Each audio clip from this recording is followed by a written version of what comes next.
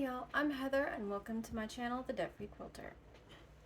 Today we're still working on our Gnome-ster Moon and we will be working on our memory blocks this week. This is my sample as usual. I do the smallest size as my sample just to make sure that I can do it. Don't get me wrong, I like small piecing, but not all the time.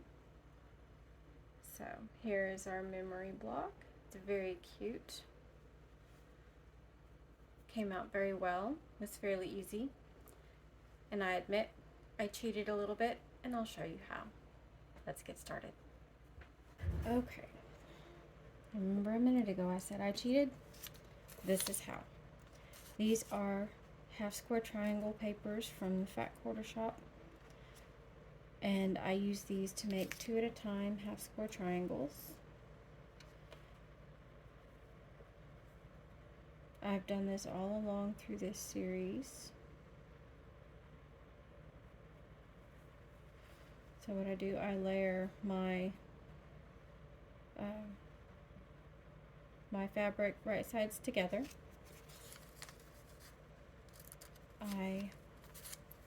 Because this paper is so thin, I can do it this way, that I line up my fabric on top of my paper.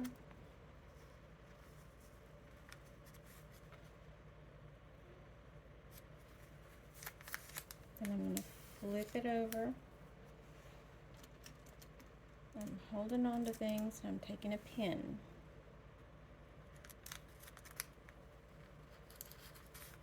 I'm popping it through one side, making sure I'm still lined up back here. At least mostly.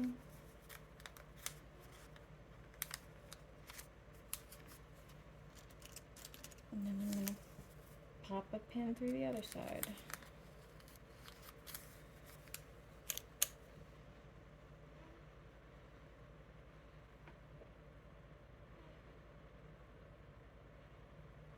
I'm going to do that for all of these.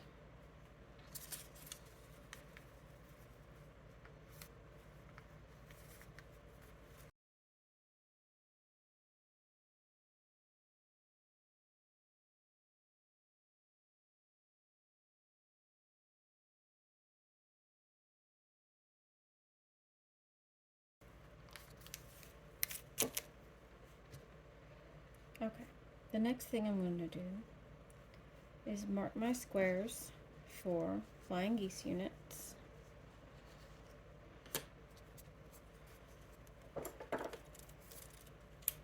Using my ruler and a friction pin. Don't want to miss any of them.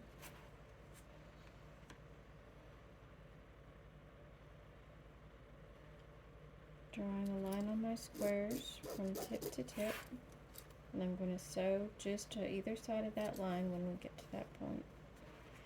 I have 2 sets of these I'm going to do. So let's speed this up a little bit.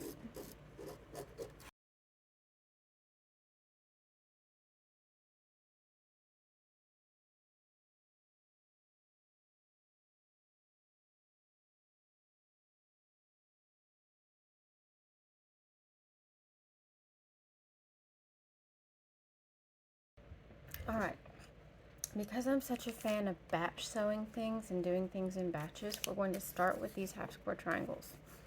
Now, to use these half square triangle papers, you sew on the dotted lines and cut on the solid lines. So, here's a sew line, here's a sew line. If you have a big chunk of these, there's another sew line right there. This little bitty dotted thing over here, but I'm making these in a 2 at a time fashion, so I just have them cut apart. So let's get sewing, and I will speed this up until we get through this part, and I'll explain the flying geese.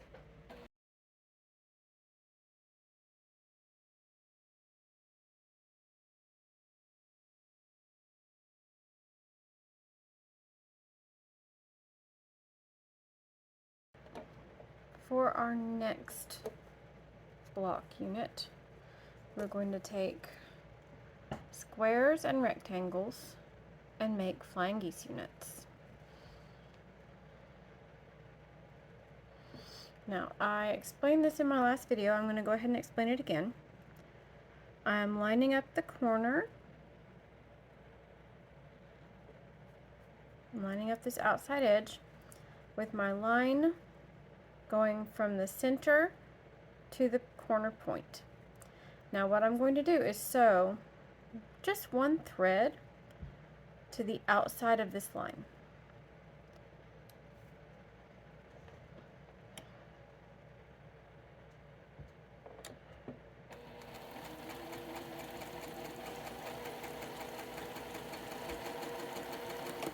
And I'm going to continue that for all 4 of these rectangles.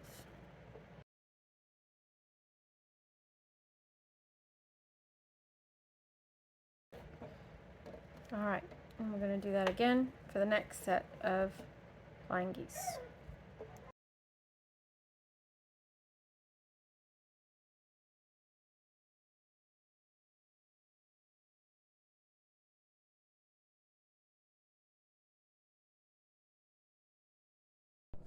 Now that we finished our batch sewing, it's time to cut apart our half square triangles, trim our flying geese, and trim our half square triangles.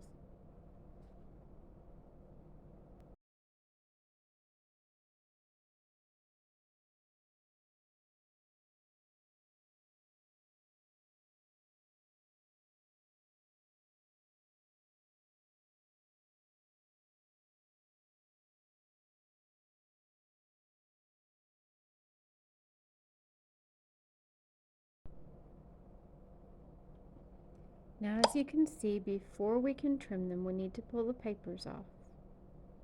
We do this by folding along the seam that we have sewn and gently removing the paper from there.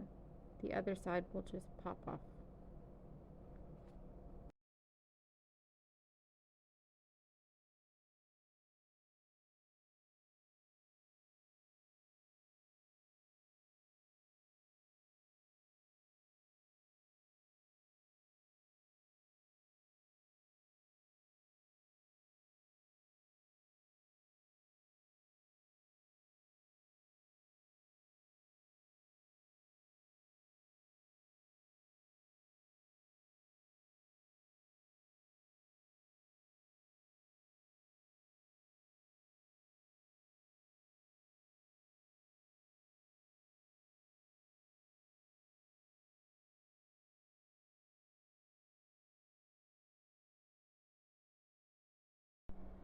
And now it's time to press. We start by setting our seams.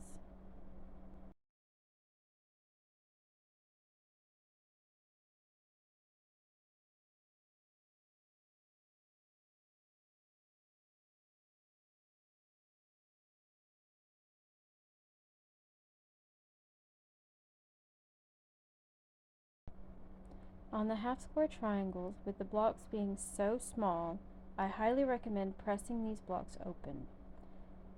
You see I'm using what I have as a pressing stick.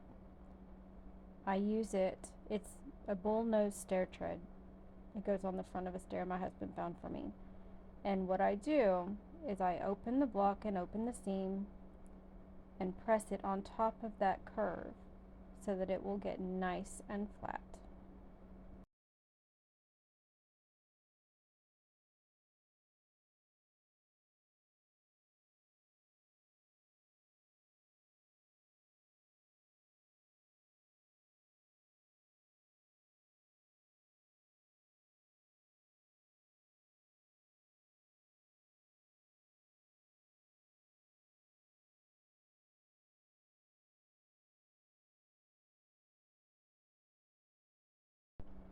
With the flying geese units, I won't press them open, but I will use the pressing stick as a clapper in order to help get those seams as flat as I possibly can.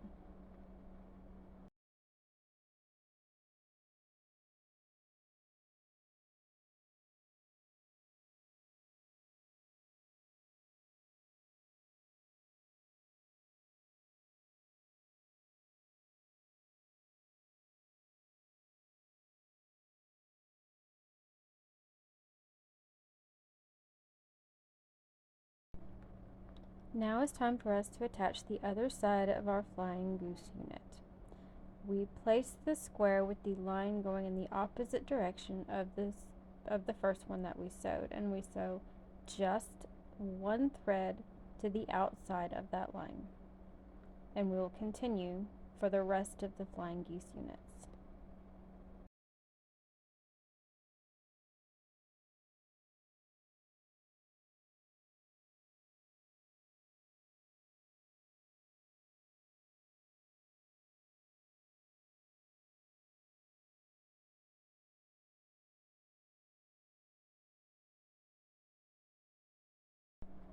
Now we will repeat step 2 of making a flying goose unit.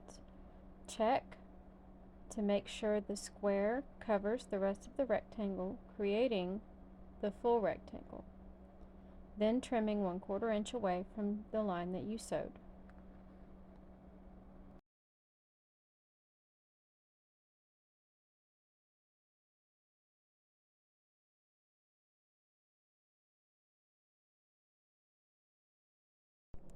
Now we continue by pressing the side that we just trimmed.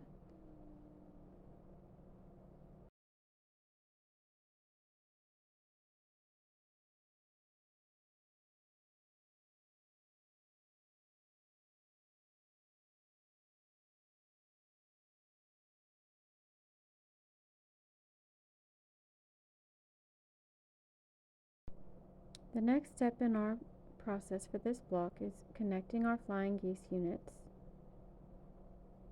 And to do so, we stack one on top of the other. The points are facing in the same direction. And we want to sew on the side where our point is down so that we can see where our 1/4 inch will land and make sure we don't lose that point.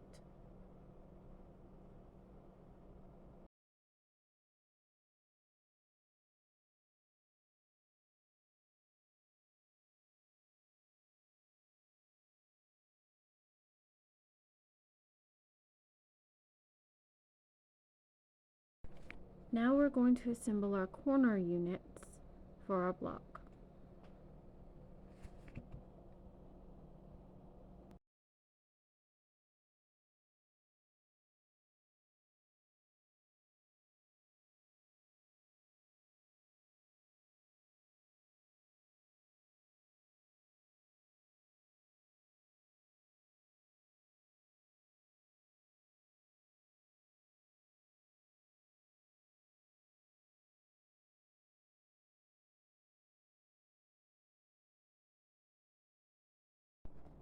When I press these flying geese units, I'm pressing to the side with the least bulk. That makes it easier and lie flatter. There's no sense in pressing it open since it honestly won't stay anyway. And I use my pressing stick as a clapper.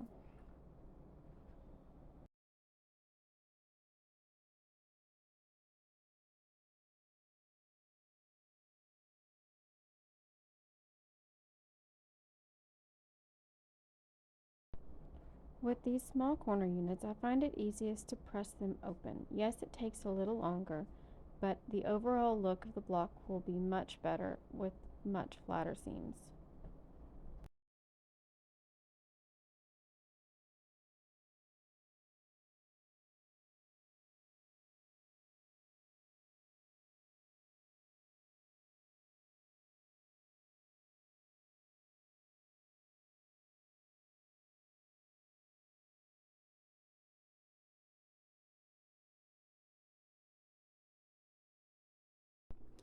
Here we're going to finish assembling our corner units. And as you can see, here's the reason I press them flat and open, because they are so much easier to nest the seam and make sure everything is lined up properly.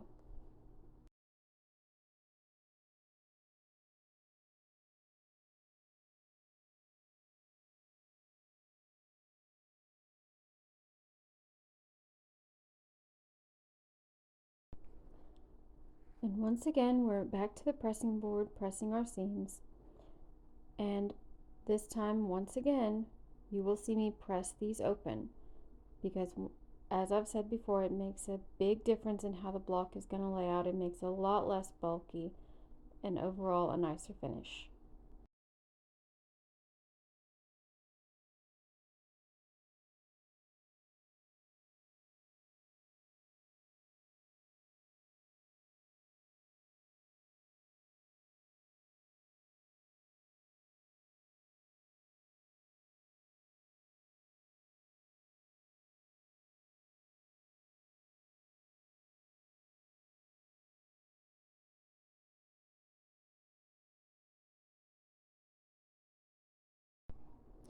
Alright, we're almost done. Let's lay out our block.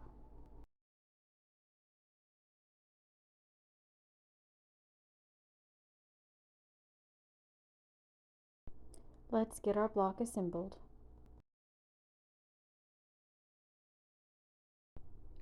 First, we begin by assembling the rows, making sure that we don't cut off the points on our flying geese on that center row. As you can see, I'm finger pressing just to make this go just a little bit faster.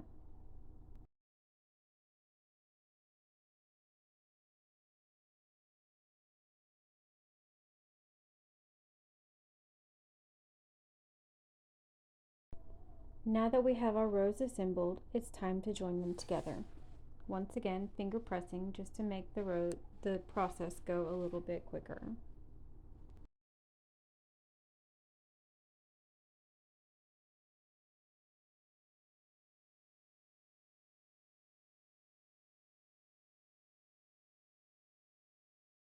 Make sure you nest the seams on either side of the center square for a good flat look with your block. And last but not least, let's press our block and see how it turned out.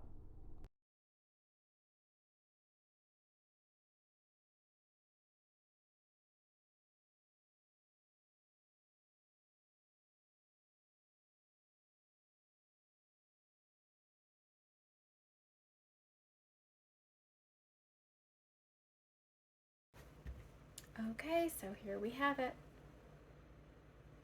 our memory block.